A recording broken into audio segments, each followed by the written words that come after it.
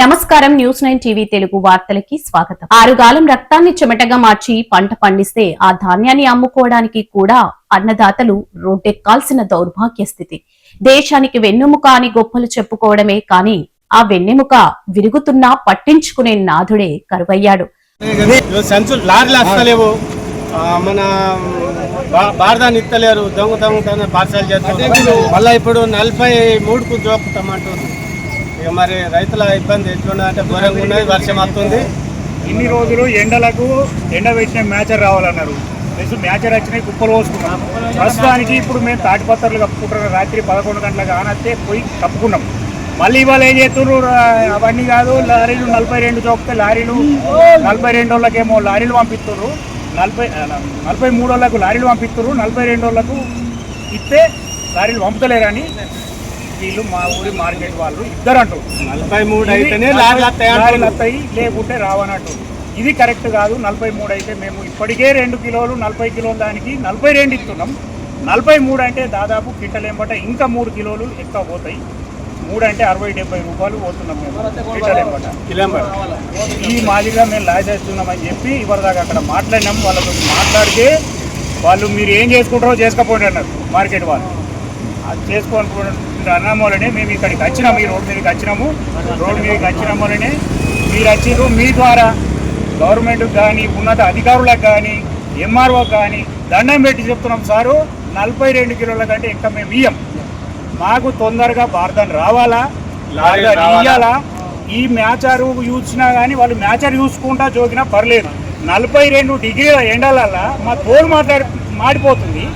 మా అట్లా ఎండా సార్ ఇది? మేము ఏ రకంగా ఇస్తాము? 43 కిలోలు మేము ఎట్లా ఇవ్వమంటారు? 43 కిలోలు మెత్తగా ఉన్నాయని ఇవ్వమంటారా? 43 కిలోలు ఎందుకు ఇవ్వమంటారు మమ్మల్ని? 42 కిలోలు ఎక్కువ అవుతున్నాయి.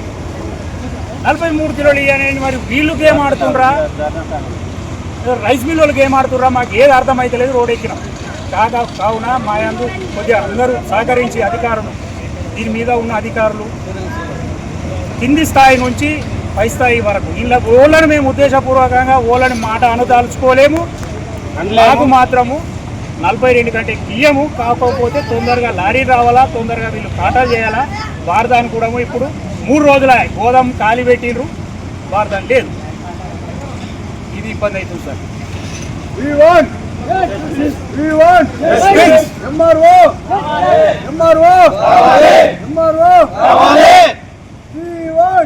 వడ్ల కొనుగోలులో జరుగుతున్న మహాకుంభకోణానికి అధికారుల నిర్లక్ష్యానికి సజీవ సాక్ష్యంగా నిలుస్తుంది జగిత్యాల జిల్లా. జిల్లాలోని మల్లాపూర్ మండలం రాఘవపేటలో ఈ రోజు రైతన్నల ఆగ్రహం కట్టలు తెంచుకుంది.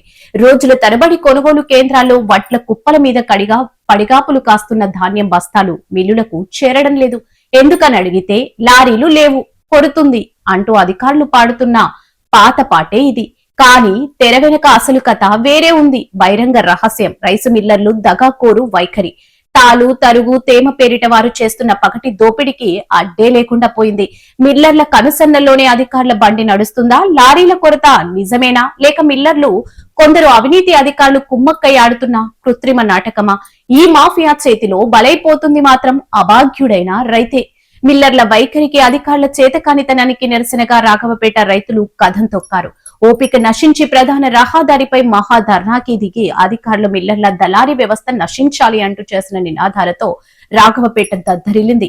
ట్రాఫిక్ ఎక్కడికక్కడ స్తంభించిపోయింది. రైతుల ఆందోళనతో ఎట్టకేలకు నిద్రలేచారు అధికారులు. పరిస్థితి చెయ్యి దాటిపోతుండటంతో హుటాహుటిన రంగంలోకి దిగిన తహసీల్దార్ అక్కడికి చేరుకున్నారు.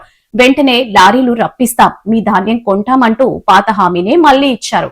పాపం అధికారుల మాటలు నమ్మిన అమాయక రైతులు తాత్కాలికంగా ధర్నా విరమించారు. కానీ ఇక్కడే మనకు అతిపెద్ద అనుమానం కలుగుతుంది. తహసీల్దార్ ఇచ్చిన హామీ కేవలం ఈ రోజు రోడ్డు మీద ట్రాఫిక్ క్లియర్ చేయడానికి వేసిన ప్లానా, లేక నిజంగానే రేపటి నుంచి రైస్ మిల్లర్ల దోపిడీ ఆగుతుందా? ధర్నాలు రాస్తారోకాలు చేస్తే తప్ప రైతుల ధాన్యం కొనే పరిస్థితి లేనప్పుడు ఈ రాష్ట్రంలో వ్యవసాయ శాఖ, మార్కెటింగ్ శాఖలు ఏం చేస్తున్నట్టు? ఏసీ గదుల్లో కూర్చునే పెద్దలకు కళ్లాల్లో వానకు తడుస్తూ ఎండకు ఎండుతున్న రైతుల కష్టాలు ఎప్పటికి అర్థమవుతాయి? అన్నదాత ఉసురు తగిలేలోపే ఈ కొనుగోలు కేంద్రాల మాఫియాపై ప్రభుత్వం ఉక్కుపాదం మోపుతుందా లేదా వేచి చూడాలి. మరిన్ని అప్డేట్స్ కోసం చూస్తూనే ఉండండి న్యూస్ 9 టీవీ తెలుగు. జై హింద్.